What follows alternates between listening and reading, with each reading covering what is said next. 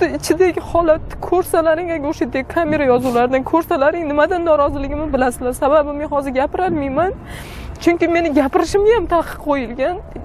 Men xuddiki hozir sudda men jabrlanuvchi emas, xuddi sudlanuvchiga o'xshayman. Xuddiki men jinoyatchiga o'xshayman. Xuddi meni aytdi, hattoki haqorat qilish holatlari bo'lyapti. Unga men reaksiya bildirsam, men gap eshityapman yana. Yechintirilgan siz mayli endi qo'pol aytishga majburmiz. Siz ochiq bo'lishini talab qilyapsiz, lekin sizga o'sha nisbatan zo'ravonlik qilganlar yopiq o'tkazishni xohlayapti. Xuddi shunday. Men shu xalqdan yordam so'radim o'sha boshida ham.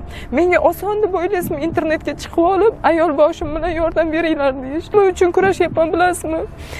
Men o'zimni sha'nim xo'p, meni sha'nim toptali bo'ldi. Men boshqa birorta ayol shu kunga tushmasin deb harakatdaman. 17-aprel 2025-yil kungi menga nisbatan ichki ishlar xodimlarini qilgan xatti-harakatlar yuzasidan men ommaviy axborotga yordam so'rab chiqqanman.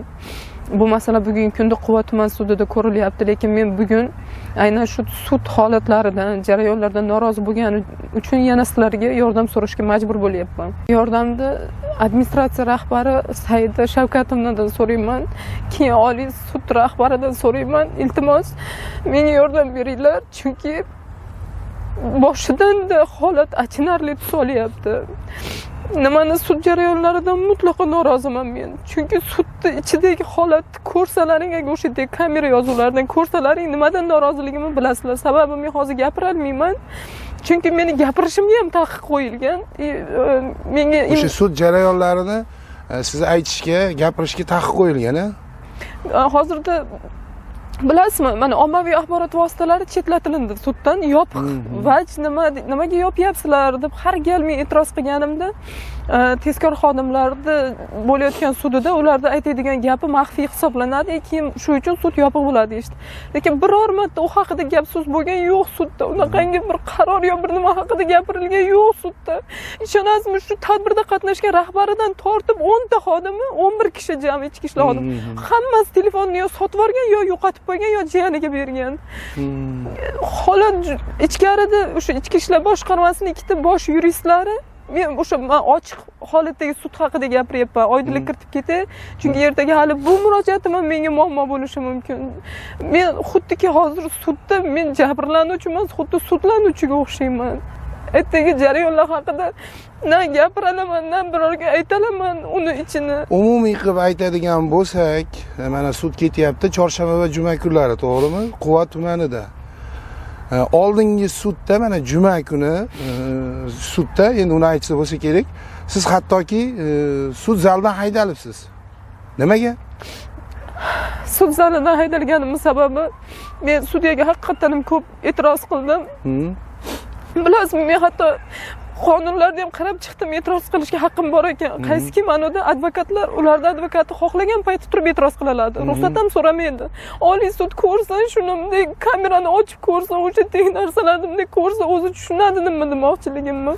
Demak, siz sudga e'tiroz qilganingiz uchun sizni sud zalidan haydashdi. Ha, men aytdimki, nimaga ularda advokatiga ruxsatsiz ham gapirishyapti. Biz advokatlarda agar bunday hurmatli sud, ruxsatingiz bilan gap boshlasa, men sizga hali ruxsat berganim yo'qman degan holatlar bo'ladi. Keyin aytyapman, ko'ring, mana orqada sudlanuvchilar bilan mana ichki ishlar boshqarmasining ikkita yuristlari, guvohlar kim? O'sha ichki ishlarning xodimlari. Ularga ta'sir o'tkazirishyapti. Keyin o'tgan galda men aytdimki, bularni ham nimasi tekshirilsin, adolatli bo'lsin degan gapimga. U yerda ko'rishingiz mumkin, men birovni haqorat qilmadim. Siz sudda baqir-chaqir qilib kimnidir haqorat qilmadingizmi? Yo'q, sizga hozir qaysi ohangda gapirayotgan bo'lsam, ko'rishsin, Oliy sud ko'rsin o'sha kamera yozuvini. Men aytdimki, nima sud raisiga adolatli bo'ling. Men aka ishonasizmi, aytdi, xuddiki men jinoyatchiga o'xshayman. Xuddi meni aytdi, hattoki haqorat qilish holatlari bo'lyapti. Unga men reaksiya bildirsam, men gap eshityapman yana. Bu holatlardan norozi bo'lib sudga raddiya berdik biz. Raddiyamiz tabiiyki rad qilindi. Qarangda, mana sud yopiq qilinsa, ommaviy axborot vositasi kirmasa, advokatlar hattoki telefonni bitta joyga jamlab qo'yilishi kerak bo'lsa, jamlab qo'yilyapti advokatlar telefoni. Biz biror nima deb e'tiroz qilishga haqqimiz bo'lmasa, bilmadim, balki men sud tartibini tushunmayotgandirman. Lekin yopiq qilishdan maqsad nima? Men yopiq bo'lishini o'zi kim so'ragan? qarshi tomon so'rayapti. Ichki ishlar xodimlari, Furqat tumani ichki ishlar ular xodimlari. so'rayapti. Ular Asosi bormi? so'rayapti. Nima, ularni sha'ni uchun yopilish kerak. Sizni sha'ningiz yo'q ekanmi? Yo'q, o'shanga ham hayronman.